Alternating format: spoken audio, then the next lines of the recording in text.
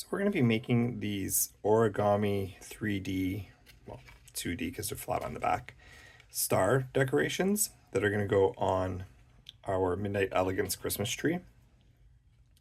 They're really easy to do and they're very cost effective. I got the idea from, I want to say either Pottery Barn or Crate and Barrel last holiday season. They had one on their website that was 7 or 8 inches tall, it said, and it was identical to this, and it was, I want to say, $20 for 2 of them. So this one, if I measure it, is actually 8 inches from tip to tip, and so 2 of them for $20. I got a whole package of cardstock paper at Michael's for $15 without a coupon. So if you have a coupon, it's even cheaper. 8.5 by 11 sheets, $15, and I think there's 50 sheets to a package. And you basically get any color you want. I'm doing black because we're doing a Midnight Elegance tree. And you're just going to cut it into squares. You need 2 squares for each star. You can also, if you want to do it with glitter cardstock, you can get these 6x6 pads at Michael's as well. They come in a variety of colors. I took the black out of this one and just made a black glitter star just to give you an idea that you can do it. You just want to make sure that your cardstock is not super thick. This is very lightweight. It's very pliable, as you can see, so it'll fold better. The thicker the cardstock, the more of a crease you'll see inside of the folds. So we're going to start by folding our square. I do have print instructions. I'm just trying to figure out how to post them so that you can download those if you need to.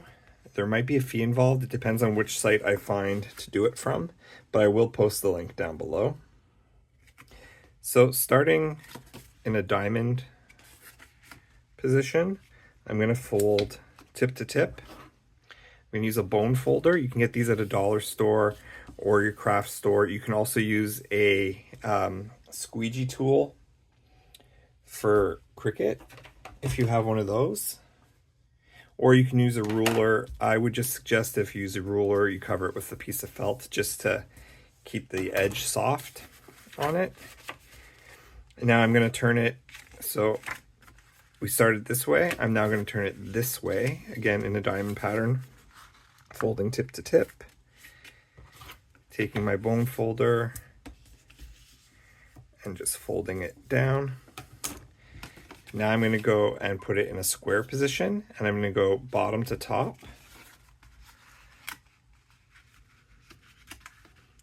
Matching up my corners as best I can. And if you have a Cricut, you can actually just tell the Cricut what size you want to cut your squares, and it'll do it for you. The other thing you can do is you can take a piece of paper and just fold it down to whatever size you want your square to be. The more of a fold you give it, the bigger your square will be. The last thing I want to do, now that we've got our crease along the middle horizontally, is we want one vertically.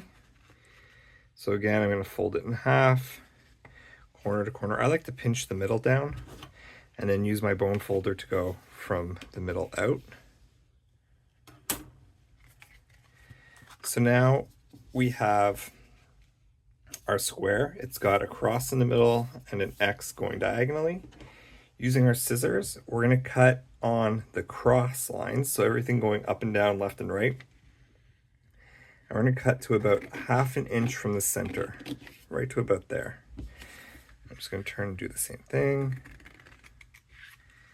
giving it that 1/2 inch cut.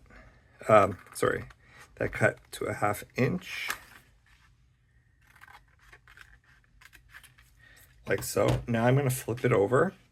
I'm back to a diamond shape, and we are just going to take our edges that are cut and we're going to fold them in on an angle to the center. We're not going to overlap them. We're just folding them to make a kite shape in each quadrant. Just like that. So we're going to turn it. We're going to do the same thing. So again,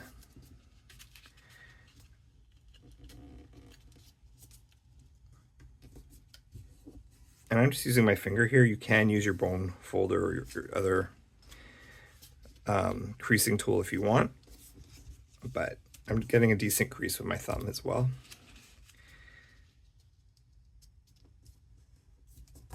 So moving on to the last one.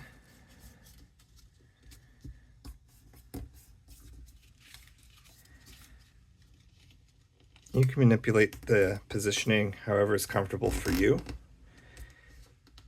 And you can see my folds to the middle aren't perfect, but that's okay because we're going to be hot gluing next.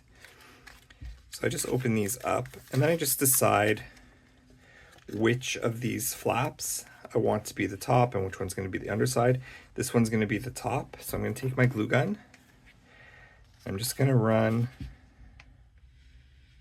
some hot glue. It's probably more than I absolutely need over it, but I'm going to take it now and I'm going to just fold it, and it's making like a triangular ice cream cone shape.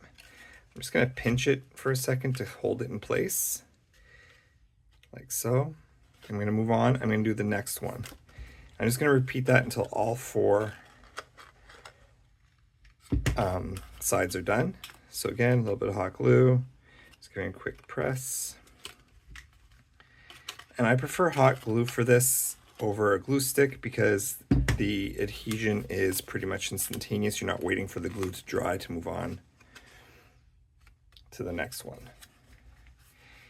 And these have a lot of impact on a tree. You can definitely make a lot for very little money. So again, 50 sheets of cardstock for $15. I can get, out of one of these, the biggest square you can get is an 8" by 8" or 8.5" by 8.5". So you would be able to get 25 jumbo-sized stars out of one pack of paper. So it's definitely very cost effective. So I do have another one made in advance. I'm just going to take now my hot glue gun and put a generous dollop of hot glue in the middle,